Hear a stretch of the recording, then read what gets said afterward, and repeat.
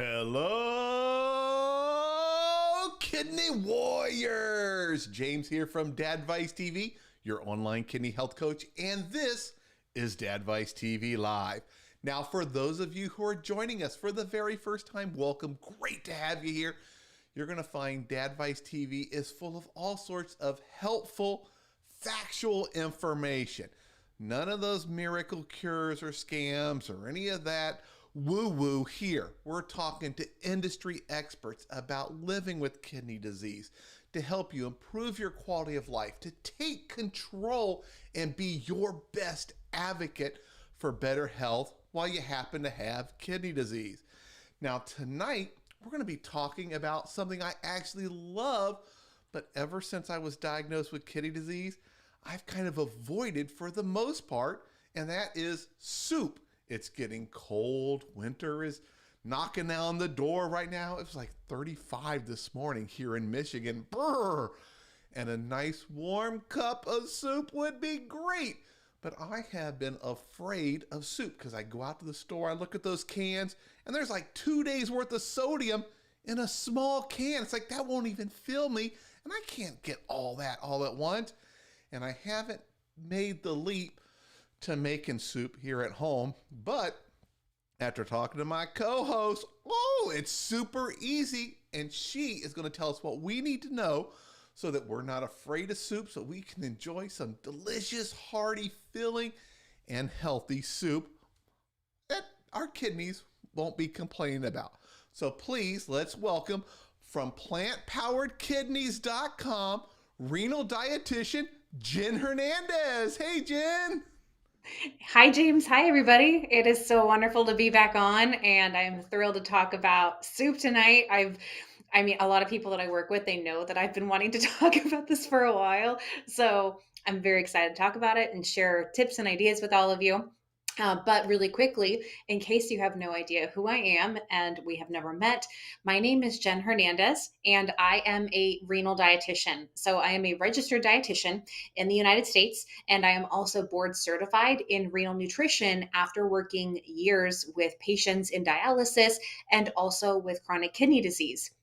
And I have founded Plant Powered Kidneys back in 2018 now. So it's been several years that PPK has been around helping people with chronic kidney disease do what they can to protect their kidney function so that they don't have to end up in dialysis, which is the old school thought that it was something that you were doomed to have, that no matter what you did, that there was no hope and that you didn't need to worry about nutrition. And I know some of you out there still hear this, but let me just tell you, there are always things that you can do to protect your kidney health, to feel better, to have a better life experience, and not be constantly living with that fear of when are my kidneys going to fail. We see it all the time at PPK, from our course to our clients to people who just follow our blog and get our emails and stay in the loop with us.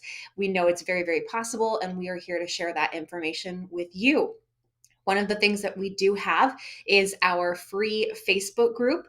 This is something that you can join and you can connect with other people that have the same idea and the same motivation to have a more plant-based diet to protect their kidney health. Tons of really good recipes, delicious pictures. It's always really fun being in the group and chatting with everybody. We do weekly Q&As. We have a lot of resources in there. So that would be one option for you to join us in our Facebook group. But you can also find us at plantpoweredkidneys.com, where we have dozens upon dozens. I have lost track of how many blog articles we have at this point, but we have a ton of articles for you to go through and read and learn about what to do to protect your kidney health with better nutrition.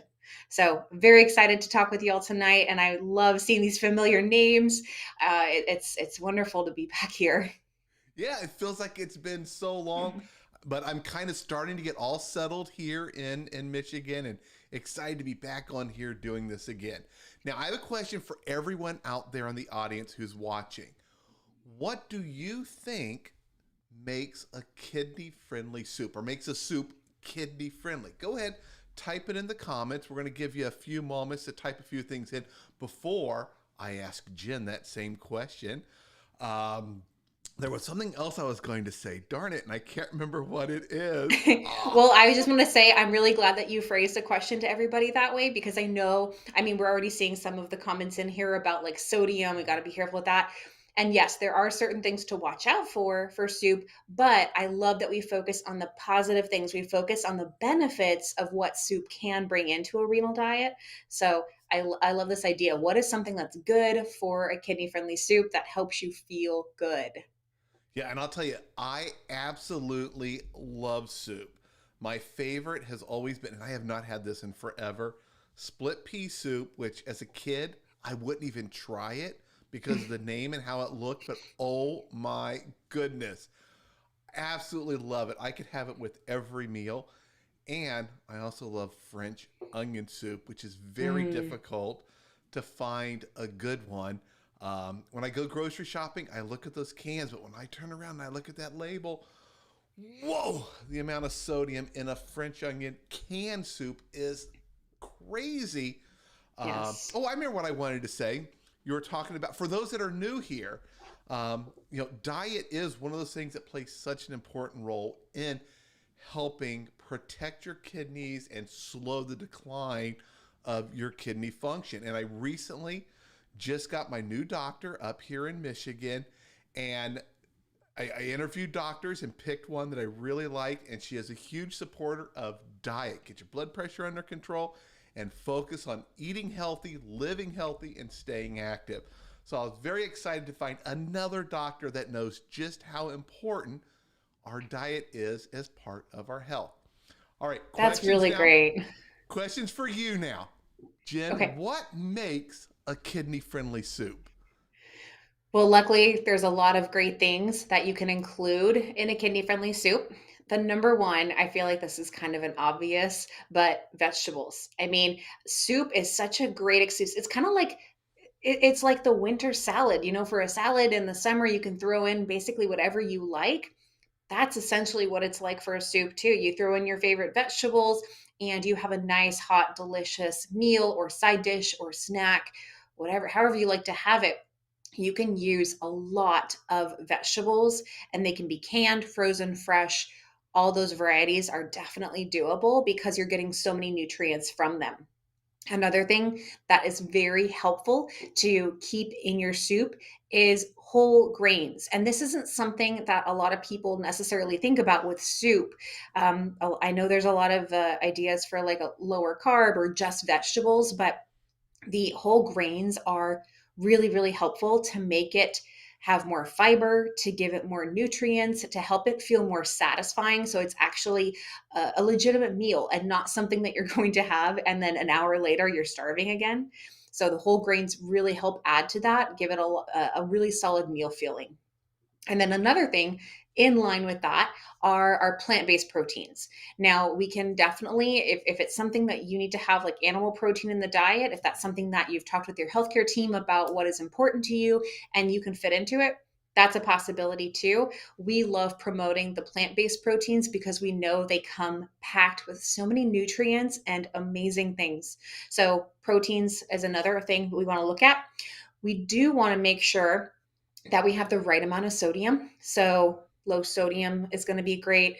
Reduced could be a good option. And then along with that, adding herbs and spices, which really helps balance out the less salt part of a soup and gives us a lot more flavor. And I mean, the aromatics of it, that's like when you walk into the kitchen and you just smell the soup has been cooking all day. It's in the crock pot or it's on the stove or in the oven. And you're just like, oh my gosh, I smell all those flavors.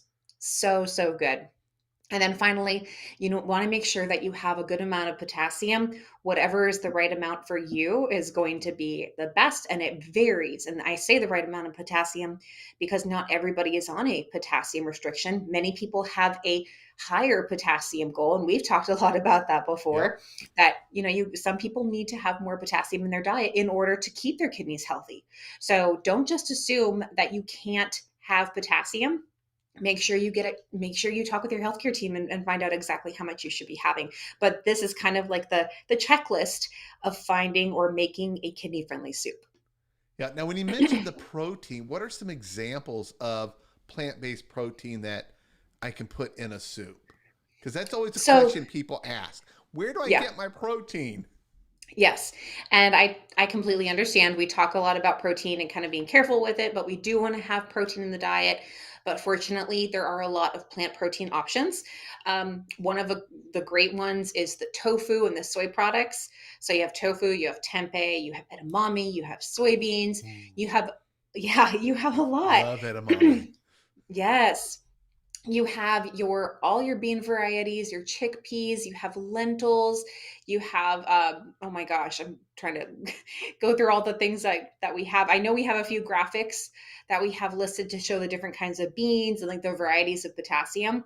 We have a whole article about that as well, just comparing the different types of bean options and chickpeas for what you can include in the diet. But these nutrients, it doesn't take a lot for them to provide a good amount of fiber, a good amount of plant protein, and then that potassium as well. So many really great nutrients for us.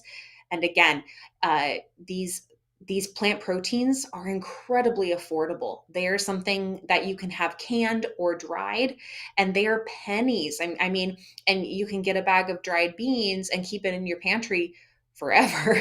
I mean, you have a very long shelf life with dried beans, and you can throw those in, and they do take longer to cook, but they're so incredibly affordable and so versatile that whatever you cook it in, it's going to soak up those flavors. So it's a great option to put into a long cooking broth or stew base. Now I want to dive in a little bit more on that long cooking and how to make soup. You mentioned earlier like a crock pot. So pretty much, I get all these great ingredients, and I can put it in a crock pot, and I really just do nothing. I just Yeah. let it stew Yeah. and cook and become something delicious. Exactly. Yeah, that's the great thing. It's just you put it all in there. For a crock pot, you set it on low and you just leave it. Like the longer the better. I mean, I don't know about you guys, but leftover soup, leftover stew, leftover chilies, like they taste even better, honestly. I think those, like the leftovers, because they sit that much longer together, it's so good. So yeah, when you're making a soup or when you're buying a soup, or we can talk about kind of like repurposing the canned soups, you can put that in there and just let it sit and cook, and it'll work out so well. There might be different times that you want to put in. Think about like the texture of different types of vegetables. Some of them really won't take long to cook down. For example, if you put in like some greens, I think it's really fun to put in some spinach or some kale or something. You really want to put those in like at the very end, in the last like 30 minutes before you're serving it or something, or if it's on the stovetop and it's boiling, let it come down a little bit and then again throw it in for just a couple minutes. It's going to cook really fast. But then like potatoes or parsnips or things like that, those are going to be more fibrous and more dense, and they take longer to cook. So those you put in earlier. And then there's some kind of in the middle that you don't need to put in right away, but you can also kind of wait on. So we have some carrots. Those can cook pretty fast, and if you let them cook too long, they get a little softer. So you don't need to cook them as long. So think about like how dense the vegetable is and how long it normally takes to cook in other methods, and that can give you an idea. But really, when in doubt, you can throw it all together. Some of the veggies, even if they dissolve and break down, they add to the creaminess and the thickness of the soup, which can make it really nice too, and it really helps the flavor of that like broth base. Yep. Now, what are some things that I should not add to my soup, or that I should keep an eye on and add sparingly? Well, I mean, it goes without saying, but I can't not say it. You got to be careful with salt. And this is something that if you're used to more salt in the diet, it's going to take some time to adjust to. But as you acclimate, as your taste buds get used to a more low salt diet, you'll be fine with a lower sodium soup option. So make sure that you're tasting it as you go.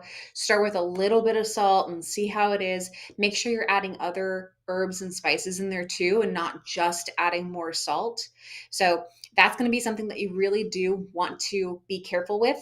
Another thing in the soup world that is becoming super trendy, and we've received questions about this before, is bone broth. And this is something that a lot of people talk about benefits for. And potentially there could be some benefits, but it is higher in protein because of the way it's made, and there's not a standard nutrition. There's no standard nutrition label for bone broth because it is very new and it's made by companies.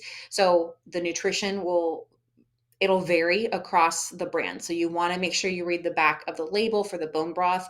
But that is something that we say be careful with because it's the protein is higher and also potentially the phosphorus and potassium could be higher because again, it's coming from animal products and the bone especially could be providing more phosphorus because our bones are where phosphorus is stored. So that's something to be careful of, not to mention potential additives. But I don't typically recommend bone broth. I think using vegetable broth, or if you want to do chicken or beef or something else, that's an option. But I think there's a lot of really good veggie based flavored broths out there. So there's so many options. Yeah, and I find it easy to find broths that are not loaded in sodium, but very Yes. difficult to find soups that are not loaded in sodium. Yes, that's very, very true.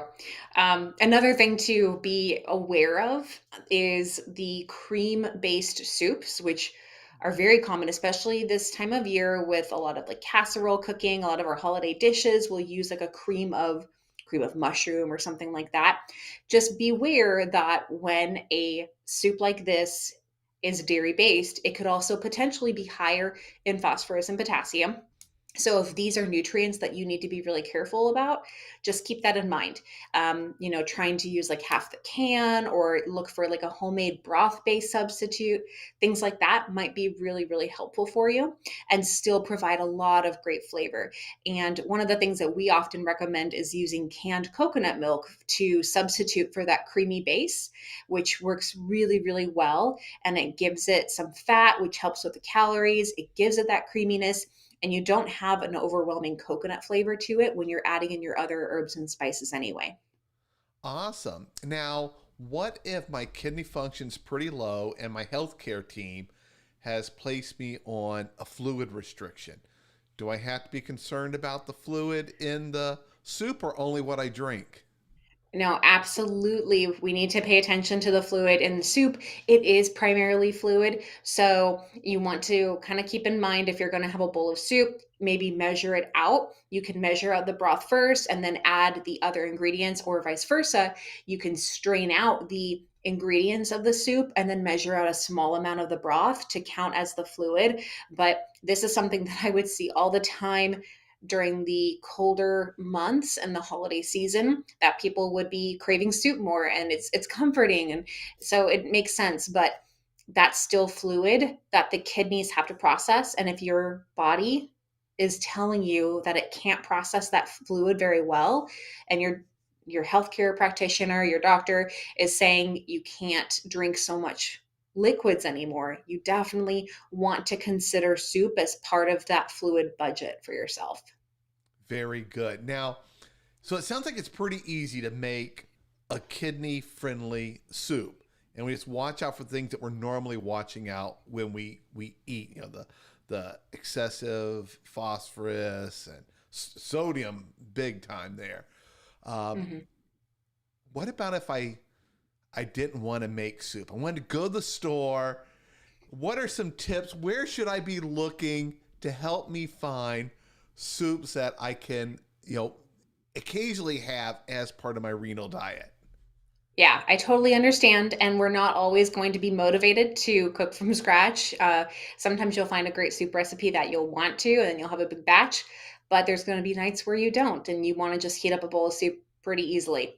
So, first thing you want to do is again, you've got to check the labels. You can kind of stand back and just like pretty much anything in the grocery store now, there's so many options available.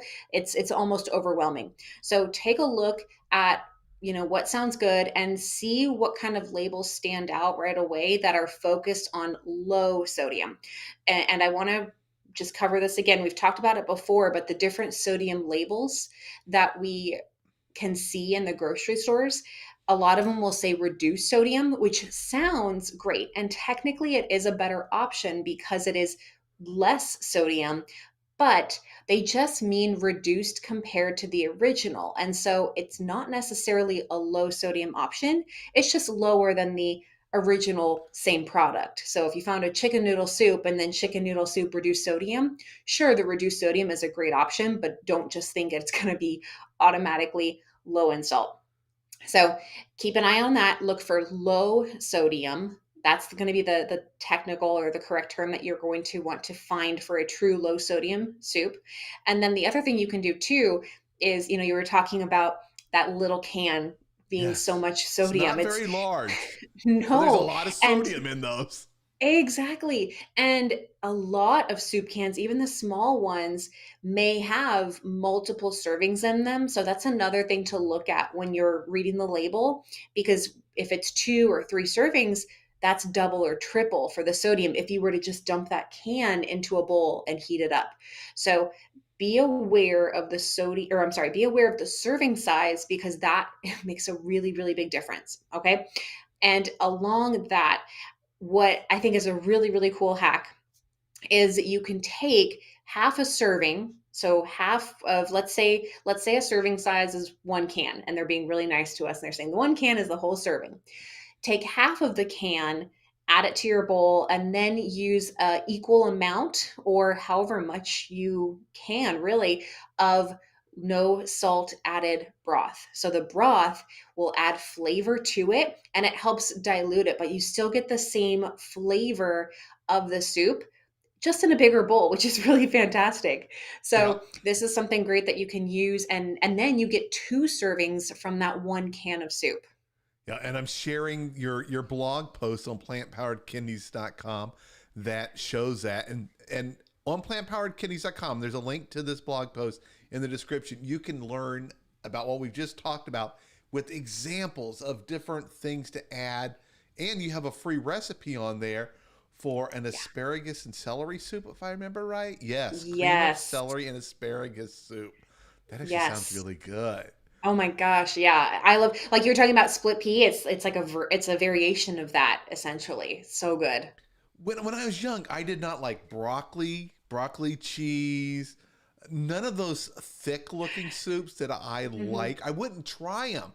And Mhm. oh, now I'm like, think of all the opportunities I missed to eat things that were delicious. And now I've got to be a bit careful with them. Yeah. Um, Well, I will say a great swap for, like, if you're looking for, you mentioned broccoli and cheese soup, you could do the soaked and blended cashews, which turns into another creamy base, and then mix in that nutritional yeast that we learned about, and that yes. gives it that cheesy flavor. That can be a great substitute for that cheesy base for a soup. Yeah, I'll tell you, that nutritional yeast, I use it so often, and my kids even like it. I've gotten to where I'm cooking a lot more here at home because I spent way too much time not making my meals and snacking. I stuck mainly to my diet, didn't go crazy with the sodium or anything, but I let the calories and the fat get away. And now I'm starting to cook more at home, especially now we're all settled here in Michigan. We have Oh, a couple great. questions I wanted to pop up here. And I don't know if you know this. Olivia asks, is bone broth made out of red meat? So is it from animals like cows? It typically is, from my understanding, but again, there's so many different types out there.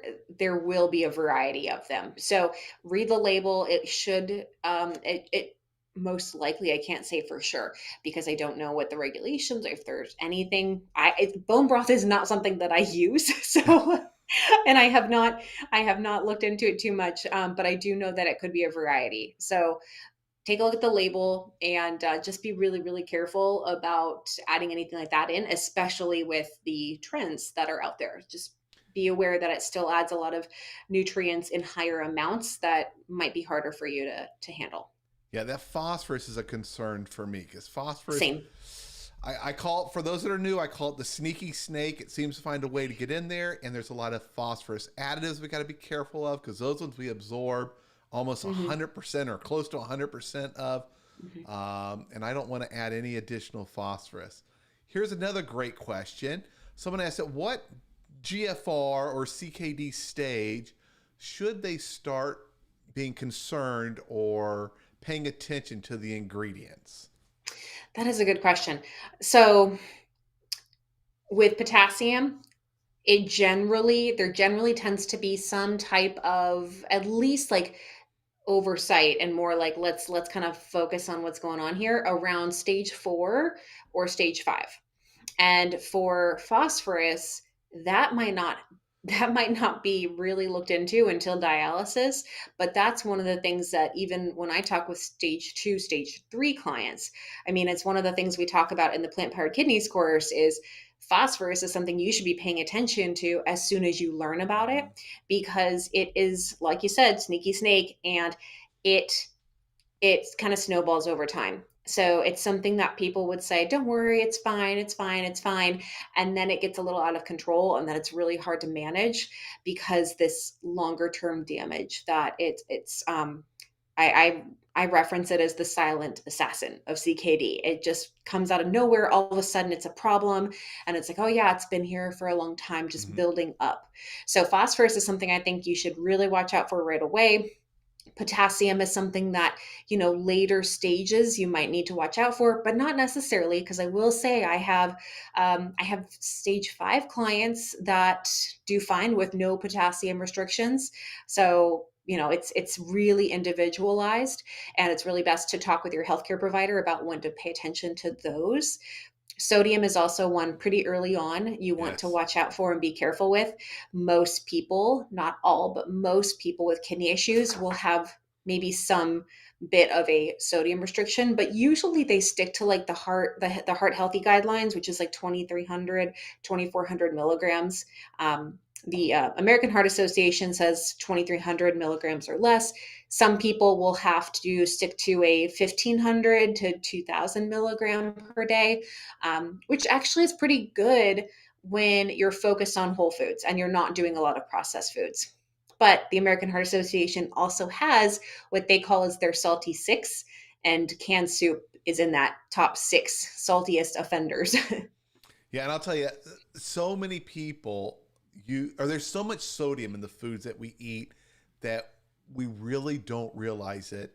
I had high blood pressure since my 20s, and I never really paid attention to the sodium until my kidneys failed. And then all of a Mm, sudden, I'm like, okay, yeah, I can reduce it. And then I realized how much I was eating. It was like, holy cow.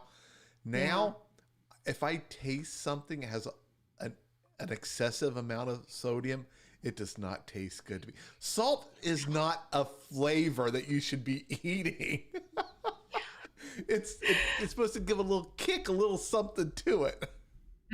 Yeah, yeah. And absolutely you hit the nail on the head. When you get used to it, then you can taste any kind of excessiveness, and I've seen people like physically recoil when they have something salty. You just get that like, whoa, what was that?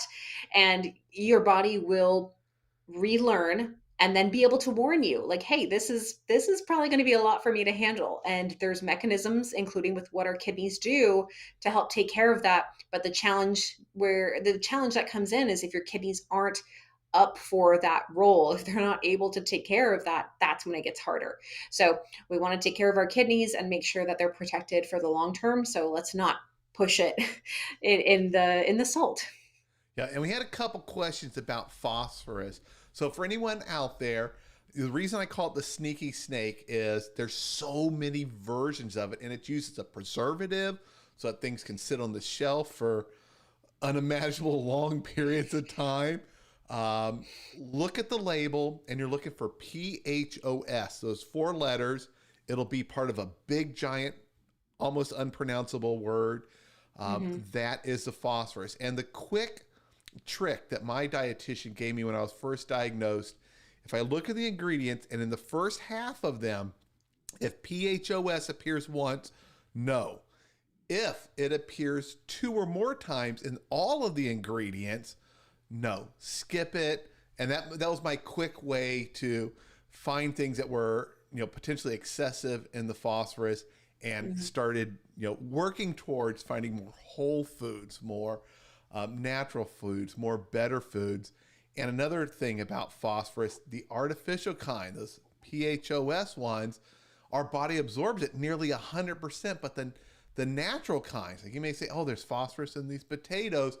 You don't absorb as much of it. Plus, there's things you can do to leach out, pull out some of that phosphorus, and reduce the amount that's in there. So stick with those real foods, apples, things like that, instead of these highly processed things that can be loaded up with this. Yes, exactly. Exactly. Now, Dawn asked, are there any pastas that could go into a soup that are kidney friendly? And I'm looking at your blog to see if you have those on here.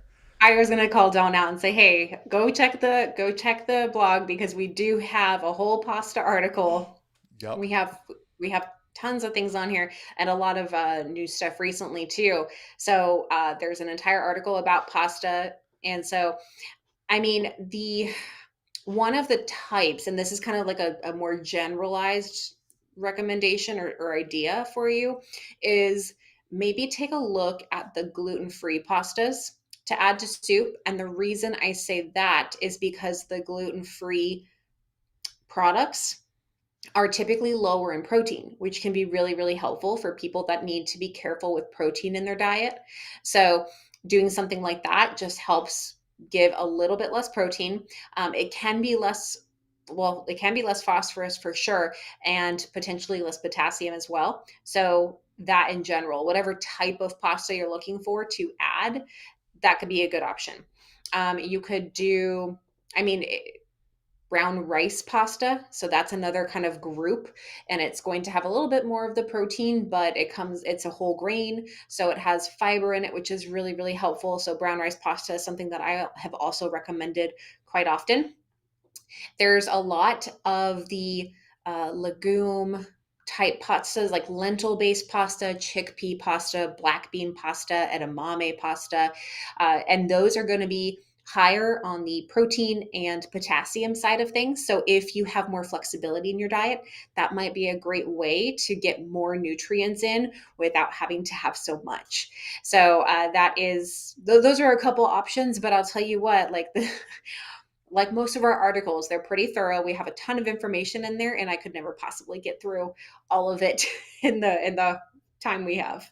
Yeah, but the nice thing is it's all there. You can go, you can Hmm. browse it on plantpoweredkidneys.com, print them out, and a lot of them you even have downloadable assets with them, like, hey, here's a Hmm. guide or here's a worksheet.